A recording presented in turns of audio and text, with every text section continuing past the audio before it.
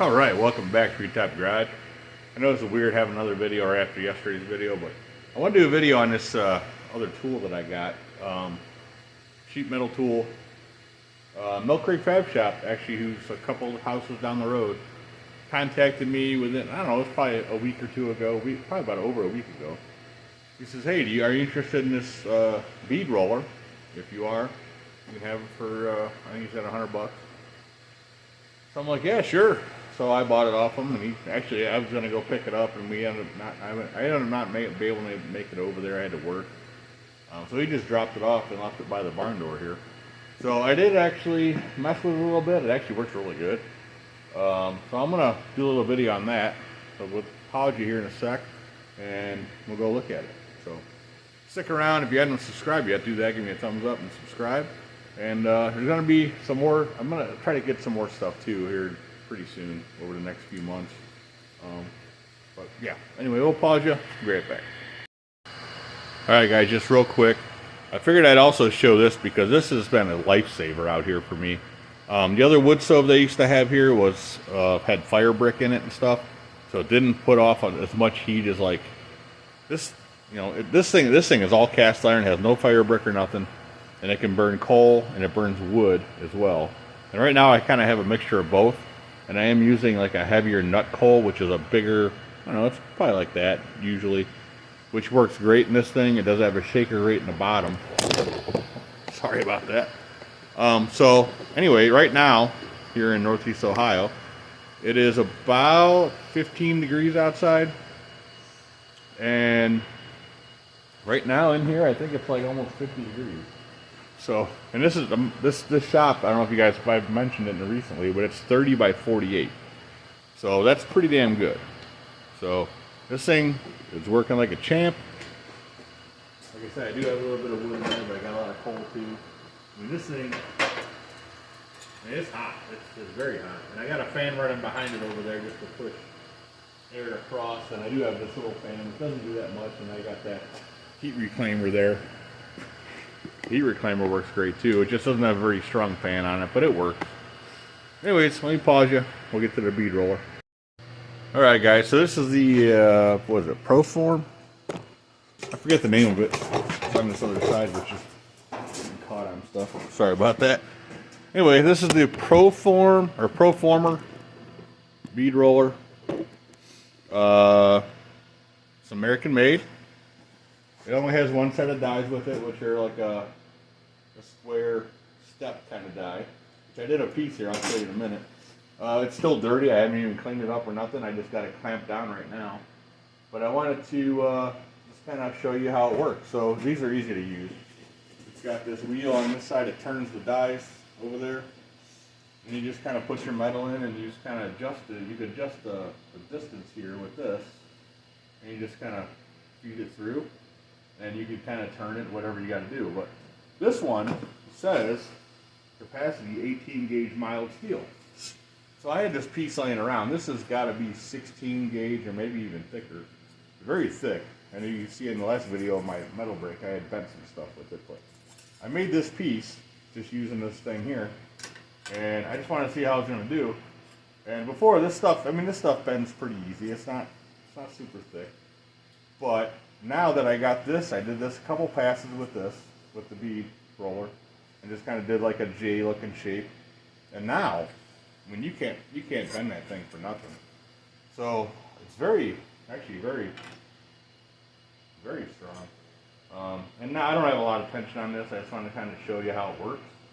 So I just did this, the first pass I did it just a little bit, you know, just to kind of make an impression, and I kind of went over it like 3 or 4 times.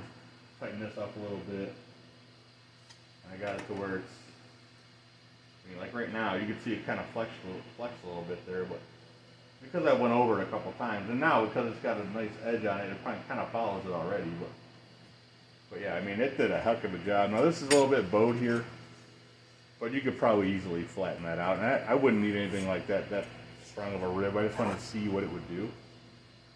So I might try to see if there's any more different dies you can get for this thing. It probably is, I'm sure. I look on the company here. But I don't really know that I'll even need any more dies, because For what I'm going to do, like with that Model 8 two-door sedan, I'm going to have to put a floor in it. This will be strong enough if I'm going to do just some strengthening ribs. That's basically what this thing does. It makes it so the metal don't bend easy. That'll probably be perfect for what I'm going to do. So I'm going to do this actually, since we're right here. Try to loosen that up a little bit more. We're just going to do kind of a little, just a little straight deal. It's probably going to take a few times. We'll just do another. See, there's a little bit of rib there. We'll tighten it up a little bit. We'll go back over the same thing again. This clamp isn't super tight either. Kind of go over that again. Now this has already been kind of I've had it in the brake, so it's got some creases in it and whatnot. Okay, so you can see it's starting to get a little more prominent there. This is going to be fun because it's already radius, but so let's give it a little more. We'll kind of keep going through. I want to see if this will do the stuff with the radius, stuff with that I did with the brake. So you can see it's starting to get pretty strong there. And a little more there, and it's going a lot easier now than it did at first.